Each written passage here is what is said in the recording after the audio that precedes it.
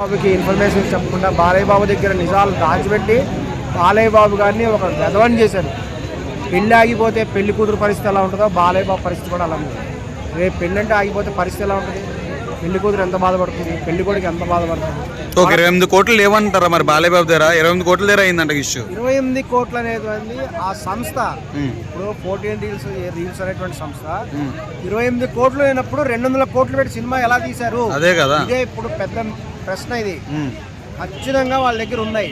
ఇది డబ్బు సమస్య కానే కాదు. ఖచ్చితంగా బాలయ్య బాబుని తొక్కాలి. Balayya Babu pan India star అవుతాడు అనే ఉద్దేశంతో, Balayya Babu pan India star కాకూడదు అనే ఉద్దేశంతో తొక్కడానికి జరిగిన కుట్ర ఇది. ఎందుకంటే ఈ విషయం తెలుగు సినిమా ప్రొడ్యూసర్లకు ఖచ్చితంగా తెలుసు. మద్రాసులోనే ఎందుకు వేశారు సార్ కోర్టులో?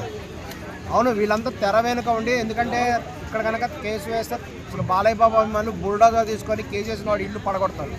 అందుకనే కావాలని ప్లానింగ్ గా మద్రాసులో వేశారు. ఇదేంటంటే దీని వెనక తెలుగు ప్రముఖ నిర్మాతలు ఉన్నారు. దిల్ రాజు గారికి తెలుసు.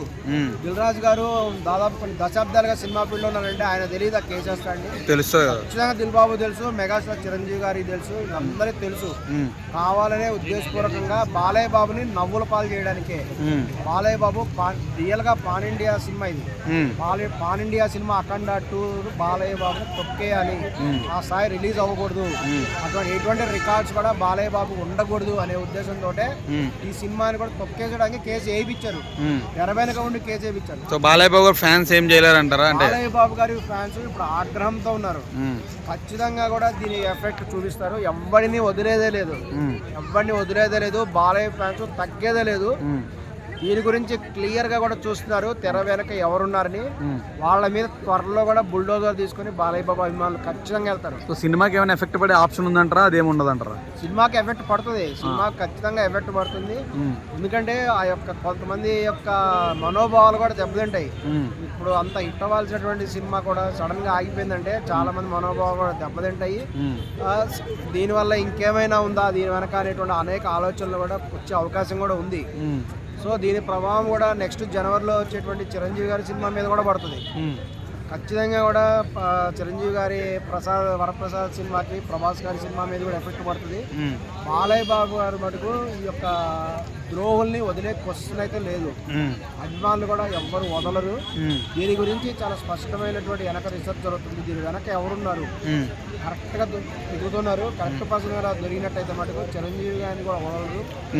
ఈవెన్ దిల్ రాజు గారిని కూడా వదలరు. అందుకే దిల్ రాజు గారు కూడా వచ్చే బాంబే పారిపోతున్నాడు. దిల్ రాజు గమనించండి, బాంబే ఇక్కడ ఉండట్లేదు. దిల్ రాజు ఏంటంటే ఏదో సినిమా షూటింగ్ అని చెప్పి బాంబే పారిపోతున్నాడు.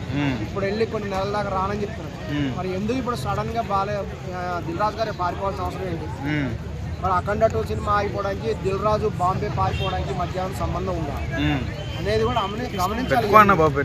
మరి ఇప్పుడు అకస్మాత్తుగా దిల్ రాజు బాంబేకి ఎందుకు వెళ్ళిపోతున్నాడు? అదే కదా, దిల్ రాజుకి ఏదో సినిమా ఉంది, హిందీ సినిమా తీయాలని చెప్పి అఖండ 2 సినిమా ఆగిపోయిన సమయంలోనే దిల్ రాజు గారికి హిందీ సినిమా గుర్తొచ్చిందా? మరి దిల్ రాజు గారు పారిపోతున్నారంటే దీని వెనక కూడా అఖండ 2 సినిమా ఆగిపోవడానికి వెనక దిల్ రాజు గారు అదృశ్య హస్తం ఉంది. ఆయన డైరెక్ట్ గా చేయమైనప్పటికీ కూడా తెర వెనుక దిల్ రాజు గారి హస్తం కూడా ఉంది. ప్రముఖ తెలుగు సినిమా హీరో హస్తం ఉంది. ఇవన్నీ కూడా బాలయ్య బాబుని తొక్కివేయాలి.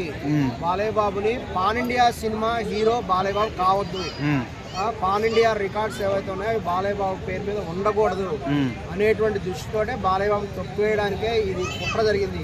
అఖండ 2 అనేది ఖచ్చితంగా కుట్ర. ఇది బాలయ్య బాబు ఖచ్చితంగా దిల్ రాజు గారు ఉన్నారు. ఎందుకంటే దిల్ రాజు గారు